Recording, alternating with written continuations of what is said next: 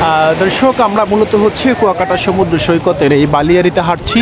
আমরা এই মুহূর্তে আপনাদের সাথে থাকবো, তবে এই কুয়াকাটার আজকে কিছু ঐতিহ্য আপনাদের সামনে তুলে ধরবো। আমরা বিভিন্ন সময় এই কুয়াকাটা সমুদ্র সৈকতে এসে থাকি, কিন্তু কুয়াকাটা সমুদ্র সৈকতের অনেক তথ্যই আমরা জানি না এবং জানার চেষ্টা করি না। কিন্তু আজকে আমি আপনাদের সাথে মূলত চেষ্টা করব কিছু তথ্য আপনাদের সামনে তুলে ধরার জন্য। এই কুয়াকাটা সমুদ্র সৈকত, যাকে সাগরকন্যা খ্যাত নামে পরিচিত, পটুয়াখালীর লতাচাপড়ি ইউনিয়নে কুল ঘেঁষা দাঁড়িয়ে এই কুয়াকাটা সমুদ্র সৈকত। এই কুয়াকাটা সমুদ্র সৈকতে দাঁড়িয়ে একমাত্র আপনি সূর্যোদয় এবং সূর্য অস্ত উপভোগ করতে পারবেন। কুয়াকাটা সমুদ্র সৈকত এমন একটি সৈকত যেখানে চারিদিকে বালু আর বালু। এই যে পাশে দেখছেন আমাদের সমুদ্র সৈকত, এই সমুদ্র সৈকতটি মূলত হচ্ছে যেখানে দক্ষিণা বাতাসে হাওয়ার ঝাপটায় আপনার মনকে শীতল করতে বাধ্য করবে।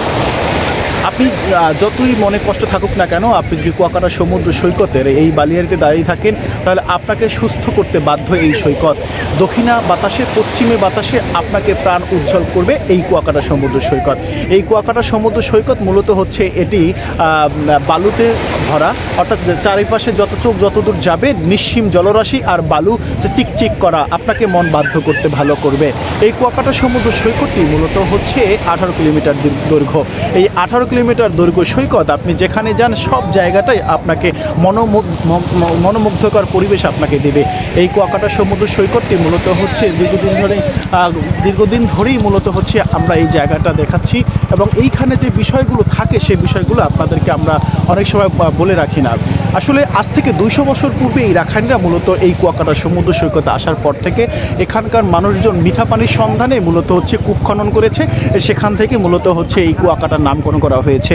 এরপর থেকেই কুয়াকাটা সমুদ্র সৈকত আস্তে আস্তে প্রিয় মানুষদের কাছে প্রিয় হয়ে উঠছে, কারণ এখানে দাঁড়িয়ে সূর্যোদয় এবং সূর্য অস্ত দুটো উপভোগ করা যায়। আপনারা জানেন যে পদ্মা সেতু হওয়ার পর থেকে কুয়াকাটা সমুদ্র সৈকত মূলত হচ্ছে এত পরিমাণে পর্যটক আসছে যা ধারণ ক্ষমতার চেয়ে বাইরে। আজকে আমি আপনাদের দেখানোর চেষ্টা করব নানান দিক কুয়াকাটা সমুদ্র সৈকতের যে বিষয়গুলো রয়েছে। এখানে নানান বয়সী মানুষরা এসে মূলত হচ্ছে তাদের যে ধরনের আনন্দ উপভোগ করার কথা সেটাই করছে, কারণ সন্ধ্যার পরে যে পরিবেশ সৃষ্টি হয়, সন্ধ্যার পরে একটা মনোমুগ্ধকর পরিবেশ সৃষ্টি হয় এই কুয়াকাটা সমুদ্র সৈকতে বিচ পাড়ে। অর্থাৎ আপনি সন্ধ্যার পরে শীতল হাওয়ায় আপনাকে সত্যিকার অর্থে অনেক সুন্দর একটি পরিবেশ দিবে, আপনাকে মন মুগ্ধ করতে বাধ্য করবে আপনাকে এই কুয়াকাটা সমুদ্র সৈকত। কুয়াকাটা সমুদ্র সৈকত এমন একটি সৈকত যেখানে আপনারা নানান ধরনের প্রাকৃতিক জিনিস দেখতে পারবেন। কুয়াকাটার যেই কয়টাই মূলত রয়েছে স্পট, প্রত্যেকটা স্পটগুলোই মূলত হচ্ছে দারুণ।